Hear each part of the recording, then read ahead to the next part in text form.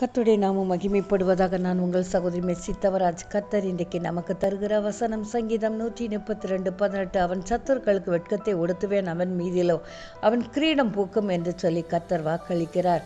உங்களுக்கு எதிராக அநேக சத்துருக்கள் எழும்பி உங்களுக்கு விரோதமாக அநேக காரியங்களை செய்து கொண்டு இருக்கலாம்.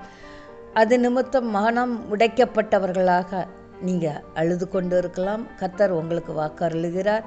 உங்களுடைய சத்துருக்களுக்கு வெட்கத்தை உடுத்துவேன், உங்கள் மீதிலோ உங்கள் கிரீடம் பூக்கும்படி செய்வேன் என்று சொல்லி கர்த்தர் வாக்கருளுகிறார். கர்த்தரால் கூடாத காரியம் ஒன்றுமே இல்லை.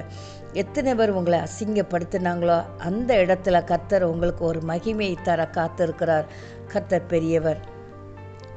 எஸ்தர் ராஜாத்தியும் மொர்தெகாயும் செய்த ஜெபத்தை கர்த்தர் கேட்டு இஸ்ரேல் மக்களை விடுதலை கொடுத்ததும் இல்லாமல் மொர்தெகாய்க்காக ஆமான் செய்து வைத்திருந்த தூக்கு மரத்தில் ஆமானையே போட வைத்தார்.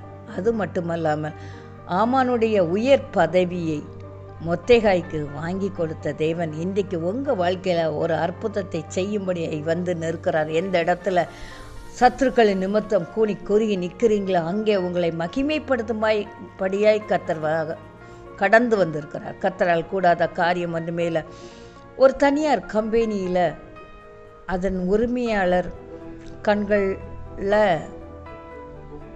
ஒரு விற்பனை அதிகாரியுடைய தயவு கிடைத்தது. ஆனால் அது நிமித்தம் அநேகருடைய பகையை இந்த விற்பனை அதிகாரி சந்திக்க நேரிட்டது. அநேகர் வீண் பழியை இந்த விற்பனை அதிகாரி மேலே போட்டு வந்தார்கள். கடைசியில் ஒரு நாள் அந்த உரிமையாளர் எல்லா குற்றச்சாட்டுகளையும் பரிசீலனை பண்ணி கடைசியில் ஒரு முடிவுக்கு வந்தார். அது என்னன்னா, அந்த விற்பனை அதிகாரிக்கு ஒரு தனியாக ஒரு கம்பெனி வைத்து கொடுத்து மகிமைப்படுத்தினார்.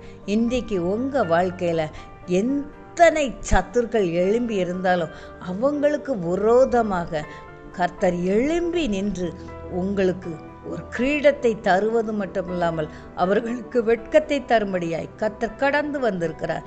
கர்த்தர் தாமே இந்த வார்த்தை ஆசீர்வதிப்பாராக. ஆமென்.